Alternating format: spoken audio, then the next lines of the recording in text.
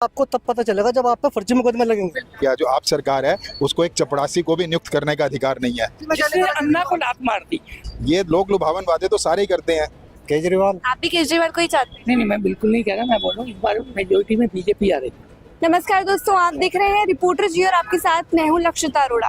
तो अभी हाल फिलहाल आप लोग तो जानते हैं इलेक्शन को हम लोग कवर कर रहे हैं और आज अपन दोबारा से दिल्ली के कनॉट प्लेस में ये जानने के लिए आए हैं कि दिल्ली की जनता किसको सीएम के रूप में देखना चाहती है। क्या वो दिल्ली में बीजेपी पार्टी को सपोर्ट करे या फिर आम आदमी पार्टी को वो लोग दिल्ली में चाहते हैं। आइए फिर तमाम जनता से यहाँ पे जितने भी लोग मौजूद हैं उनसे बातचीत करने की कोशिश करेंगे और क्या कहती है आखिर दिल्ली की जनता। अभी दिल्ली में चुनाव का माहौल है, इसी बीच आप कौन सी सरकार को चाहते हो दिल्ली में? मैं दिल्ली में, जहाँ तक दिल्ली का संबंध है, मैं किसी सरकार को नहीं चाहता। दिल्ली में ऑलरेडी जो है केंद्र सरकार के अंदर सारी चीज़ें हैं और दिल्ली एनसीटी अमेंडमेंट एक्ट 2023 के अंदर इस बात को साफ कर दिया गया है केंद्र सरकार द्वारा पार्लियामेंट के अंदर कि दिल्ली सरकार मतलब उपराज्यपाल, लेफ्टिनेंट गवर्नर। दिल्ली अभी दिल्ली को चला केजरीवाल रहे हैं, तो आप उनसे खुश हैं या नहीं? आपको लगता है दिल्ली को केजरीवाल चला रहे हैं, लेकिन रियलिटी ये है कि केजरीवाल सरकार जो है या जो आप सरकार है उसको एक चपरासी को भी नियुक्त करने का अधिकार नहीं है।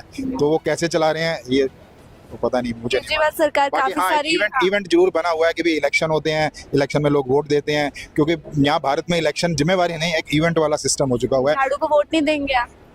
अब मैं जिसको वोट दूंगा या नहीं दूंगा ये तो मेरा निजी हक है ना, ये तो मेरा निजी फैसला है, इसके बारे में मैं थोड़ी बताऊंगा। लेकिन मैं अपनी बात बता रहा हूँ कि दिल्ली में सरकार की ज़रूरत नहीं है, क्योंकि ऑलरेडी केंद्र सरकार के पास हर तरह के विभाग हैं और वो हर विभाग के ऊपर अपना अधिकार रखती है। मतलब पूरी की पूरी दिल्ली सरकार केंद्र सरकार के अधीन है। दिल्ली की स्थिति फिलहाल आपको कैसी लगती है? दिल्ली की स्थिति बेहतर है। दिल्ली ऐसे है जैसे पूरा हिंदुस्तान है, उसमें क्या है। मतलब जैसे हम देख रहे हैं कि पॉल्यूशन भी बहुत ज्यादा है, गंदगी भी बहुत तो पूरे ज्यादा है। इंडिया में पॉल्यूशन है। जहाँ पर इंडस्ट्री ज़्यादा है, आप भिवाड़ी एक जगह है, वहाँ एक वक्त था ऐसा भी था कि भाई वो इंडिया का सबसे ज़्यादा पोल्यूटेड सिटी थी। अभी थोड़ा कम होगा क्योंकि इंडस्ट्री थोड़ी कम चल रही है। जब इंडस्ट्री ज़्यादा चलेगी तो पोल्यूशन ज़्यादा होगा। ऐसे दिल्ली का आनंद विहार जगह है, तो वहाँ बसें बहुत आती जाती हैं यूपी से, तो वहाँ पे बहुत ज़्यादा पोल्यूशन होता है। सीपी में थोड़ा सा कम है क्योंकि ट्रैफिक पे थोड़ा सा कंट्रोल है। तो पोल्यूशन तो हर जगह है, वो कंट्रोल करना है, उसके ऊपर एक नीति बनानी पड़ती है। उस नीति को ना सिर्फ बनाना पड़ेगा, इम्प्लीमेंट करना पड़ेगा, तो उसमें हर सरकार की जिम्मेवारी है। लेकिन दिल्ली में तो मैं इस बात को कह रहा हूँ कि हर चीज़ के लिए केंद्र सरकार की जिम्मेवारी ज़्यादा है स्टेट गवर्नमेंट, क्योंकि स्टेट गवर्नमेंट के पास उतने अधिकार ही नहीं है। अच्छा, केजरीवाल ने घोषणा करी है कि यदि वो जीतते हैं तो महिलाओं को 2100 रुपए देंगे और बच्चों के लिए बसेस जो है वो फ्री में कर देंगे, ऐसा कुछ उन्होंने बोला है। तो आपको लगता है कि वो करेंगे अगर वो जीतते हैं? ऐसा बीजेपी ने भी किया था 93 में। अगर आपको पता हो कि 12.5 रुपए का पास होता था तो उसको फ्री कर दिया गया था डीटीसी में। ठीक है, ये लोग लुभावन वादे तो सारे ही करते हैं, ये बीजेपी भी करती है। बैंक की कहीं ना कहीं वोट बैंक की है और इसको क्या बोलेंगे, लेकिन जो असली काम है वो उस पर ध्यान देना चाहिए ना। यहाँ ठीक है, किसी आदमी को अगर खाना नहीं मिल रहा तो आप उसको खाना दें, लेकिन उसके साथ साथ ये भी तो करें कि वो फ्यूचर में अपने लिए खाना बना सके। जरूरत नहीं कि आप हर वक्त उसको देते रहेंगे, तो इसके लिए भी तो काम करना है। तो करेंगे या नहीं करेंगे, आपको क्या लगता है? भी ये तो हम लोगों ने फैसला करना है, करेंगे या नहीं करेंगे, ये तो हम लोगों ने फैसला करना है, तभी तो हम वोट देते हैं। लेकिन दिल्ली की रियलिटी ये है कि दिल्ली में कुछ भी होगा, चाहे वो मोहल्ला क्लिनिक चलाना है या कुछ भी चलाना है, उसमें केंद्र सरकार की दखलंदाजी बहुत ज़्यादा है। ऐसा बाकी किसी स्टेट में नहीं है। और जहाँ पर है, जैसे सपोज कीजिए दमन दीव हो गया, या पांडिचेरी में तो खैर चीफ मिनिस्टर हैं, या चंडीगढ़ हो गया, तो वहाँ पे तो जो सेकंड लेयर की गवर्नमेंट है, यानी स्टेट गवर्नमेंट टाइप की कोई चीज़ नहीं है। या तो वहाँ की म्यूनिसिपल बोर्ड है, कॉर्पोरेशन होगी, म्यूनिसिपल बोर्ड है, या फिर केंद्र सरकार है। तो दिल्ली में भी ऐसे सिस्टम होना चाहिए, क्योंकि म्यूनिसिपैलिटी भी वही काम कर सकती है जो केंद्र की सरकार कर रही है, राज्य की सरकार कर रही है, जो दिल्ली की सरकार कर रही है। तो खुद एक बार जब पहला इलेक्शन था 2014 में, जब 2015 में, तो हमारे अमित शाह जी ने बोला था दिल्ली का इलेक्शन क्या है, ये तो किसी म्यूनिसिपल बोर्ड जैसा इलेक्शन है, ये तो हम आराम से जीत लेंगे। हालांकि वो जीत केजरीवाल गया था और उस समय जो उनके अधिकार थे वो अलग थे। 2023 में तो सारे अधिकार खत्म कर दिए गए पार्लियामेंट में बिल लाके कि दिल्ली सरकार का मतलब है उपराज्यपाल। ये एनसीटी अमेंडमेंट एक्ट 2023 के अंदर क्लियर कर दिया गया। तो इस चुनाव का कोई मतलब नहीं रह जाता, सिवाय इसके कि एक दिखावा है कि दिल्ली में चुनाव हो रहे हैं, दिल्ली में लोकतंत्र है। जो भी लोकतंत्र है वो केंद्र सरकार से चल रहा है, राज्य की सरकार से नहीं चल रहा। अच्छा, आप लोग दिल्ली में किसको चाहते हैं सीएम के रूप में देखना?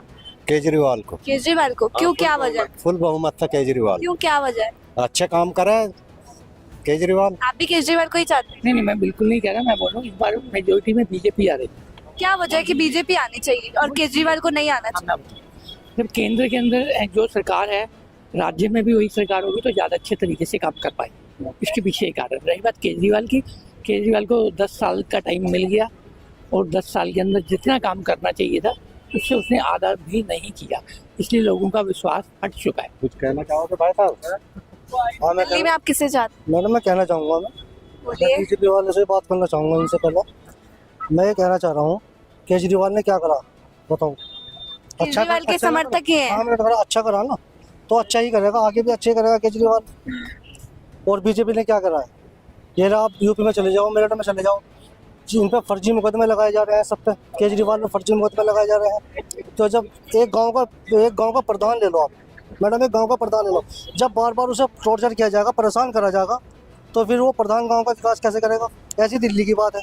जब केजरीवाल को ईडी के पता नहीं किस किस के उनको जेल में भेजा जा रहा है, तो क्या विकास होएगा ये बताओ? आपको ऐसा लगता है कहीं ना कहीं इसमें बीजेपी का हाथ है कि उनको हाँ जी। आगे नहीं बढ़ने दे रही है? हाँ बीजेपी का हाथ है। आप ऐसे मानते हैं कि बीजेपी का हाथ है? मैं बताता बताओ ना, हूँ, इन्होंने बोला आपके लिए केजरीवाल अच्छे हाँ। कार्य कर रहा है। मैं ये कह रहा हूँ जो इंसान आंदोलन करके आया था, जो इंसान दिल्ली में अन्ना क्या के नहीं करा केजरीवाल ने बताइए? जो नहीं, अन्ना सब के नहीं साथ बताइए, आया था, आप दिल्ली में क्या जिसने नहीं करा अन्ना को लात मार दी और उसके हाँ। साथ में कुमार विश्वास को लात मार दी और लोगों को लात मार दी है, उस पर कैसे विश्वास कर सकते बीजेपी हैं के लोग? बारे में आपको तब पता चलेगा जब आप पे फर्जी मुकदमे लगेंगे, तब पता चलेगा आपको बीजेपी के बारे में। तो आपको ऐसा लगता है अच्छा जी। केजरीवाल को फंसाया जाता है हाँ, हमेशा? फंसाया जा रहा है जी, सबको पता है, जा रहा है किसी नहीं केजरीवाल सबको पता है, फंसाया जा रहा है। केजरीवाल दिल्ली में ये घोषणा उन्होंने कर दी है कि अगर वो जीतते हैं तो महिलाओं को 2100 रुपए देंगे। आप लोगों को ऐसा हाँ लगता है जी, क्या? जो कहेंगे, जो कहा उन्होंने वो करेगा। जो बीजेपी ने 15 लाख का वादा करा था, पूरी दुनिया को पता है, सबको पता है, मीडिया में पता है, गूगल पर सर्च मारो आप, 15 लाख का सामने आ जाएगा। वो आज तक पूरा नहीं करा 15 लाख रुपए कुछ का। कहना मैं चाहेंगे? बताता हूँ। इन्होंने 2100 का वादा किया है, वो 2100 इनकी कैबिनेट ने भी पास नहीं किया है। ये अगर आ गए, आएंगे नहीं, बता देता हूँ। 200 यूनिट जो है बिजली भी फ्री करी है। उत्तर प्रदेश में भी बिजली फ्री करी थी इन लोगों ने चुनाव जीतने से पहले। जब भी ये उत्तर प्रदेश में चुनाव हुए थे तो इन्होंने बिजली फ्री करने का ऐलान करता, उसमें कोई बिजली फ्री नहीं करी। इन्होंने वादा करा था 200 यूनिट बिजली का, केजरीवाल ने वो उन्होंने पूरा करा है। कुछ कह रहे थे आप, कुछ इनको कहने आपने दीजिए। बोला 2100 उन्होंने वादा किया है, वो 2100 कभी करने वाले नहीं है। उनकी कैबिनेट ने ही वो 1000 रुपए किया है। वो 1000 रुपए के लिए 2500 कहाँ था, वो पूरे हो 1000 से पूरे नहीं होंगे। 1200 कर देंगे। उसमें एक वर्ड जोड़ा जाएगा, गरीब महिलाएं।